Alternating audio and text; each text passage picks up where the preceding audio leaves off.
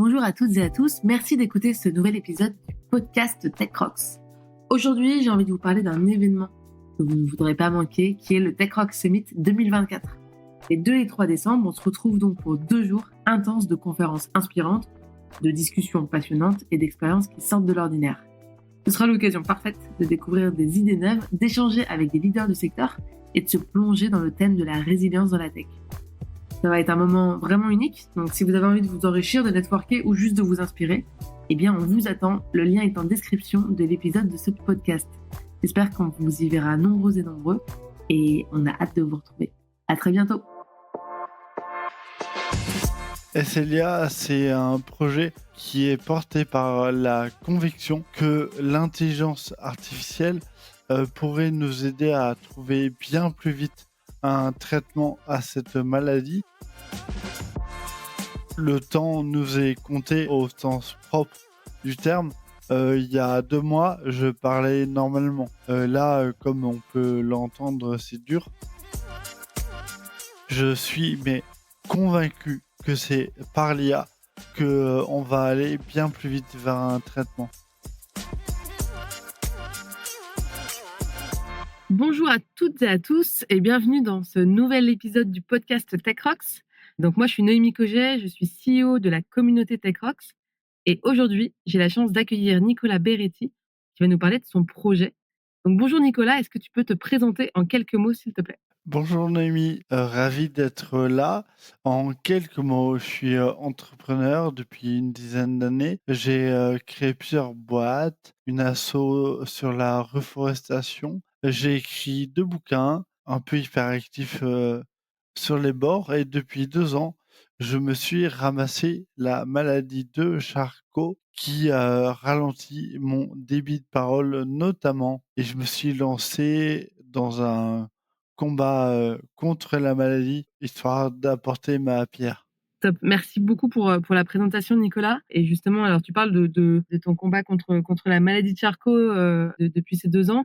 Et je crois que c'est aussi ce qui t'a permis de créer justement ce projet SLIA dont tu vas nous parler. Est-ce que peut-être que tu peux m'en dire quelques mots justement avant qu'on en parle un peu plus profondément?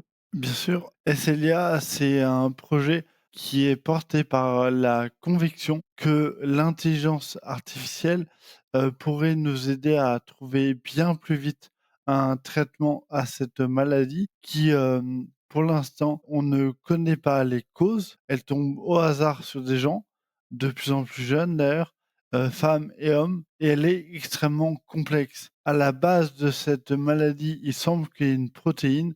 Du coup, l'idée, c'est de prendre l'IA comme un outil pour mieux comprendre les causes et trouver un médicament, vite. Est-ce que du coup, tu pourrais nous dire en quelques mots, donc là tu l'as un peu dit, hein, mais qu'est-ce que la maladie de Charcot? C'est une maladie qui fait partie de la famille des neurodégénératives, à côté des mastodontes que sont Alzheimer et Parkinson et cette maladie précisément va, progressivement tuer les neurones moteurs, donc ceux qui contrôlent le mouvement des muscles, tous les muscles et conduire à la mort en moyenne entre 3 et 5 ans, du fait de l'insuffisance respiratoire notamment et les difficultés à se nourrir. Donc c'est une saloperie qui tombe au hasard et on sait pas bien pourquoi. Dans mon cas et dans 97 des cas, elle n'est pas génétique, donc elle tombe au hasard. Le facteur causal, on sait pas. Avant qu'on me dise que j'ai fait n'importe quoi, je ne fume pas, n'ai jamais fumé, drogue pas. J'ai fait du sport, j'ai mangé de la salade, des légumes et mes 5 fruits par jour depuis tout le temps. Donc j'ai fait tout ce qu'il fallait et tant pis, pas de bol. Ce qui est assez incroyable, c'est que toi, tu as décidé justement de combattre et de monter pardon, un projet autour de la maladie pour trouver des solutions. Est-ce que justement, tu peux nous parler un petit peu plus de ce projet, peut-être de la création même, et puis bah, nous en dire tout ce qui te semble important justement autour? Avec plaisir, Noémie. Alors, je me souviens que quand on m'a appris mon diag, passé le choc, je me suis rappelé que l'IA pouvait faire quelques miracles. Ayant fait, quelques conférences, sur le sujet, j'avais une culture G, faible, mais, suffisante pour savoir que ça allait bouleverser la recherche et comme Charcot est causé a priori par une protéine qui s'accumule de manière anormale sur les neurones, j'ai connecté avec, les travaux de Google DeepMind qui sont ultra forts sur la modélisation de la protéine, enfin des protéines. Là où j'ai merdé, c'est que j'ai attendu 1 an pour, me lancer là-dedans. Dès que Sabrina a pris contact avec, l'asso qui, lutte contre la maladie depuis 40 ans, et qu'on a appris que beaucoup de projets, notamment avec Léa, étaient en attente de financement, ça m'a rendu fou. Je me suis dit que à côté des giga levées de fonds, des startups de l'IA pour, des pardon, mais souvent des futilités de d'efficience, de process, on pouvait peut-être mettre l'IA au service de trouver un médicament et très vite, en fait, le projet SLIA est né. On n'a pas créé une asso dédiée pour pas, réinventer l'eau chaude, mais on a créé un site dédié et je suis allé taper à la porte de tous les dirigeants que je connais. En 1 mois et demi, on a levé 250 000 €. C'est pas encore assez. Un projet coûte environ 150, donc je vise 500 pour avoir 3 projets en parallèle, complémentaires et qui augmentent nos chances de trouver un truc. OK, donc si je reprends, donc c'est ce que tu disais, hein, mais c'est qu'en gros, donc là, vous, c'est un projet qui a déjà une association qui existe. Donc en effet, c'était, ouais, plutôt rejoindre l'asso, Ils ont tout le back office, admin, ils ont les rescrits, fiscaux, donc les dons sont, défiscalisés à hauteur de 60. On s'est juste, greffé dessus, sachant en plus qu'ils ont, tout le réseau des chercheurs, experts et autres. Donc on vient, ajouter une levée de fonds, complémentaire et tous les fonds seront, fléchés vers des projets à base d'IA. ouais, c'est ça. Ça vous permet justement de vous assurer que, voilà, ces fonds-là sont vraiment la partie, projet, IA, et donc l'asso, c'est, AR. Lars là, ARSLA, ouais, ça fait 40 ans, ils font un travail de dingue, à la fois pour, trouver des fonds, aider la recherche et aider les malades aussi. Mais, comme, toutes, les assos, il manque de fonds. Tu parlais de toi de 500 000 €. Est-ce que tu pourrais nous dire justement quand est-ce que, enfin, tu vois, tu utilises cette somme, pour quand? Le temps nous est compté, au sens propre du terme. Il y a 2 mois, je parlais normalement. Là, comme on peut l'entendre, c'est dur. Donc chaque jour qui passe, c'est, un jour où la maladie avance. Donc plus on va vite, mieux c'est. Je suis mais convaincu que c'est par l'IA que, on va aller bien plus vite vers un traitement. Et pardon, et du coup, les 500 000, ouais, c'est, j'aimerais avant la fin de l'année, mais Juste pour poser un peu le contexte côté, recherche et IA, est-ce que tu peux me dire où nous en sommes justement aujourd'hui? j'ai pas une vue, exhaustive, mais, il y a 3 semaines, le prix Nobel de chimie a été, attribué, notamment à 2 anciens de chez, DeepMind pour leurs travaux sur la modélisation de protéines. Pour, la petite histoire, ça a été attribué le lendemain de ma présentation du projet SLIA à tous les chercheurs qui bossent sur, Charcot, et tous ont dit que, l'IA allait être, révolutionnaire et hyper utile, à l'instar un peu de ce qui se fait en physique des matériaux où, il y a 1 an de ça, des chercheurs, ont demandé à une IA d'inventer des nouveaux matériaux, à partir de ce qui existe sur Terre. En 1 semaine, l'IA a fait 20 ou 40 millions de nouveaux matériaux. Tout ça, en fait, ça nourrit ma conviction que l'IA peut nous faire gagner, mais 20 ans, 30 ans sur la maladie, et je prie pour ça.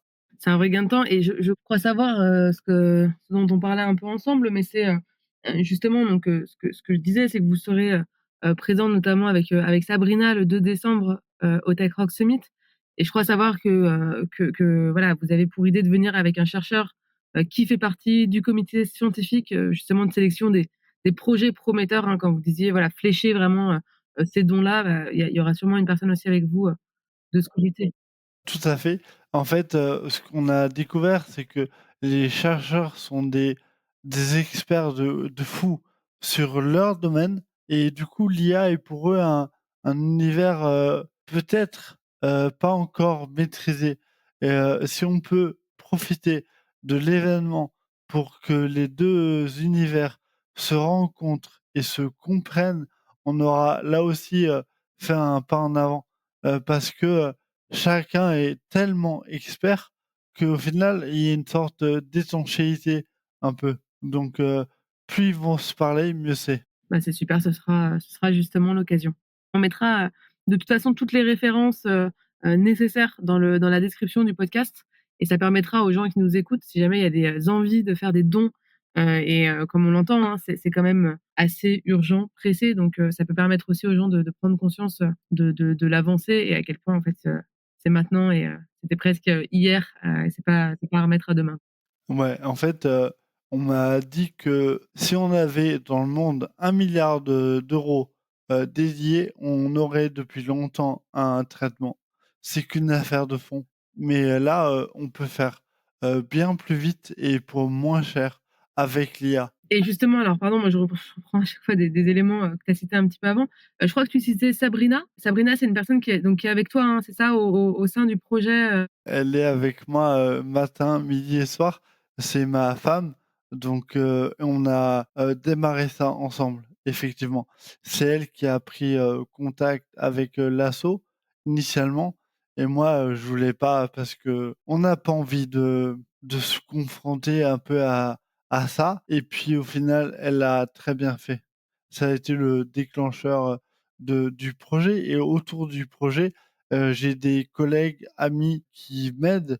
Je pense à Célia, dont le prénom est parfaitement approprié. Célia, Raphaël, Patrice, Thomas, enfin tous ces gens qui m'ont aidé à faire le site, la com et tout ça.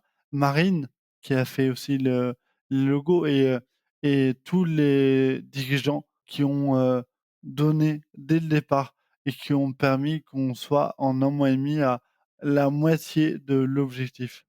c'est justement un très bel engagement et tu vois que c'est un projet qui fédère aussi beaucoup, autour de toi. Quand tu parles justement d'IA, est-ce que peut-être que tu as des exemples déjà concrets ou est-ce que c'est déjà trop tôt? On a lancé l'appel à projet hier, donc le 4, donc j'ai pas encore le projet précis. En revanche, ce qu'on sait déjà, c'est que l'IA peut nous aider. Alors, d'une part, comprendre quels sont les points communs de tous les malades, hommes, femmes, jeunes, vieux. Il y a forcément une raison. En analysant énormément de données, qu'elles soient, génétiques, santé, géographique ou autre, on peut espérer trouver une cause commune. En 2, il y a, ce que je disais tout à l'heure, la modélisation des protéines. Naïvement, mon espoir, c'est que on demande à l'IA de trouver une protéine qui puisse attaquer la protéine, coupable et en une semaine, elle pourrait faire, 20 millions de protéines différentes. On teste in vitro et hop, on a un médicament. Et en troisième lieu, il y a aussi l'idée, de faire une étude un peu systématique de tous les médicaments du monde et de leurs effets, secondaires et parfois un médicament pour, l'œil peut sauver, la vie dans d'autres maladies, mais on le sait pas. Voilà un peu les 3 pistes principales.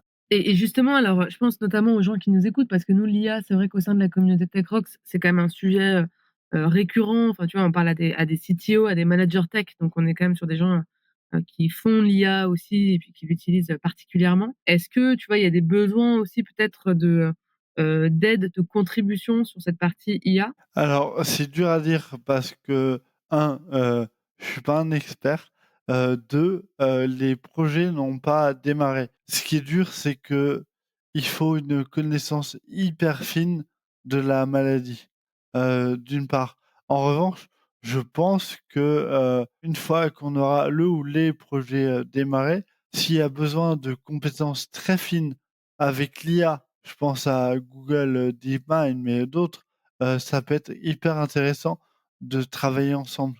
Et juste Google, vous avez des contacts déjà? Vous les avez contactés, On les a contactés, mais pas de réponse pour l'instant. Très bien, bah, ça tombe bien parce que vous serez donc, sur notre événement qui s'appelle le Tech Rock Summit, hein, donc le 2 décembre avec nous et c'est un événement qui est, sponsorisé entre autres par Google, donc ça sera l'occasion justement de peut-être de faire la mise en relation, directe.